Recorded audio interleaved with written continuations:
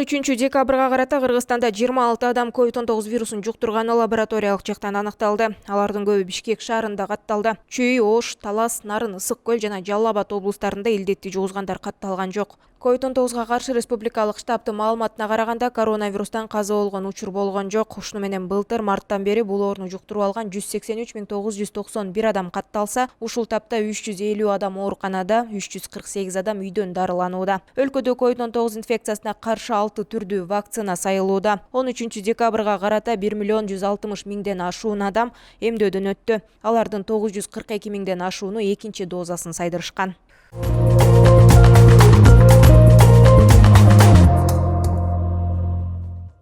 Министрлер кабинетинин төрагасы Акылбек Жабаров Бириккен Араб Эмиратына жумуштуу сапар менен барат. Министрлер кабинетинин басма сөз кызматынан кабарлашкандай, сапардын жүрүшүндө бир катар эки тараптуу жолугушуулар өтөт. Ошондой эле Министрлер кабинетинин башчысы Дубай шаарындагы Экспо 2020 көргөзмөсүнүн алкагында Кыргыз Республикасынын улуттук күнүнө арналган иш-чарага катышып, Дубай шаарындагы Дубай Smart City жана шаарларды туруктуруу өнүктүрүү концепциясына негизделген технологиялык эко шаардын долбоору саналган Абу-Даби шаарындагы Master City менен таанышат. Акылбек Жапаровдун жумуштуу сапарынын алкагында Кыргызстан Бириккен Араб Эмираты 2021 туристик роуд-шоу бизнес форуму өтөт.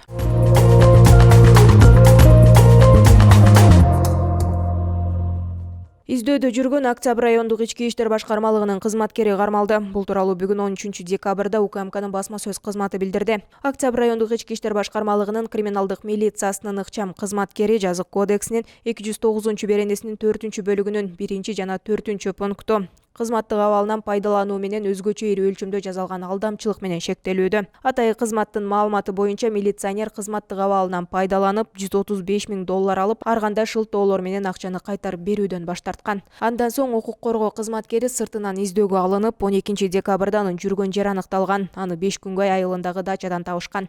Кармалган жаран УКМКнын тергөө абагына киргизилди.